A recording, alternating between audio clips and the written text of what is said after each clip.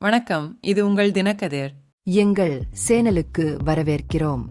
பாஜக மற்றும் சங்க பரிவார் மாநிலத்தில் மத நல்லிணக்கத்தை சீர்குலைக்கும் முயற்சிகளை நிராகரிக்குமாறு ஆளும் திமுக மற்றும் அதன் கூட்டணி கட்சிகள் தமிழக மக்களை வலியுறுத்தியுள்ளன.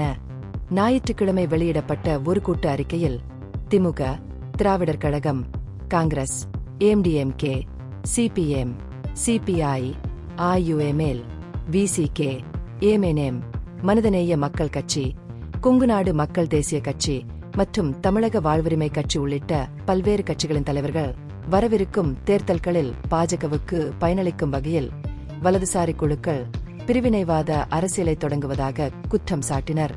கடந்த 3 ஆண்டுகளாக பெரும்பாலும் செயல்படாமல் இருந்த இந்த அமைப்புகள் இப்போது தமிழ்நாட்டின் ஒற்றுமையை சீர்குலைக்கும் நோக்கில் செயல்படுவதாக அவர்கள் கூறினர். கடந்த 10 ஆண்டுகளாக ஆட்சியில் இருந்தபோதிலும் மாநிலத்தின் நலன்களை புறக்கணித்ததாக கூறும் பாஜகவை தமிழக மக்கள் தொடர்ந்து நிராகரித்து வருவதாகவும், புயல்கள் மற்றும் வெள்ளத்தால் பாதிக்கப்பட்ட பிறகு தமிழகத்திற்கு போதுமான வளங்களை ஒதுக்க தவறியதற்காக மத்திய பட்ஜெட்டையும் அவர்கள் விமர்சித்தனர். அந்த அறிக்கையின்படி நெருக்கடி காலங்களில் தேவையான நிதி உதவிக்கான தமிழகத்தின் கோரிக்கைகளை பாஜக தலைமையிலான மத்திய அரசு புறக்கணித்தது. இந்த பின்னணியில் சுப்பிரமணிய சுவாமி கோயில், காசி விஸ்வநாதர் கோயில் மற்றும் உச்சி பிள்ளையார் கோயில் உள்ளிட்ட குறிப்பிடத்தக்க மதத்தலமான திருப்பரங்குன்ற மலையின் மீது பாஜக மற்றும் சங்கபரிவார் இப்போது தங்கள் கவனத்தை திருப்பியுள்ளன. 2000 ஆண்டுகளுக்கு முன்பு இப்பகுதியில் சமண மதம் செழித்தோங்கியது என்றும், சிக்கந்தர் பாதுஷா அவ்லியா தர்கா பல நூற்றாண்டுகளாக இந்த கோயில்களுடன் அமைதியாக இணைந்து செயல்பட்டு வருகிறது என்றும் அந்த அறிக்கை வலியுறுத்தியது. இந்துக்களும் முஸ்லிம்களும் பாரம்பரியமாக இந்த இடங்களில் வழிபட்டு வருகின்றனர்.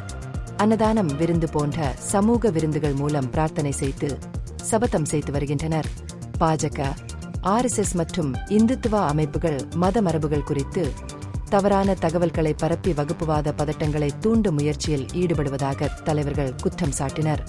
சுப்பிரமணிய சுவாமி கோயில் அச்சுறுத்தலுக்கு உள்ளாகியுள்ளதாகவும், பிப்ரவரி 4 ஆம் தேதி மக்கள் ஒன்று கூடி போராட்டம் நடத்த அழைப்பு விடுக்கப்பட்டதாகவும் அவர்கள் குற்றம் சாட்டினர். அமைதியின்மை ஏற்படக்கூடும் என்ற கவலையில் பல கட்சிகளைச் சேர்ந்த தலைவர்கள் இந்த வகுப்புவாத சக்திகளுக்கு எதிராக தடுப்பு நடவடிக்கை எடுக்குமாறு மாவட்ட நிர்வாகத்தை வலியுறுத்தினர். இந்த முயற்சிகள் இருந்தபோதிலும் தமிழக மக்கள் பெரும்பாலும் பொய்யான பிரச்சாரத்தை புறக்கணித்து ஆத்திரமூட்டலுக்கு ஆளாக மறுத்துவிட்டனர். இருப்பினும் அந்த இடத்தில் கூடியிருந்த வகுப்புவாத அமைப்புகள் அரசியலமைப்பு மதிப்புகளுக்கு எதிரான உரைகளை நிகழ்த்தி தங்கள் பிளவுபடுத்தும் நிகழ்ச்சி நிரலை வெளிப்படையாக வெளிப்படுத்தின.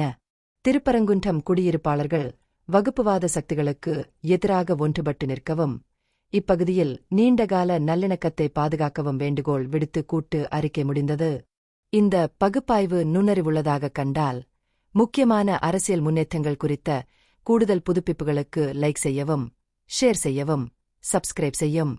இது உங்கள் தினக்கதிர். நன்றி.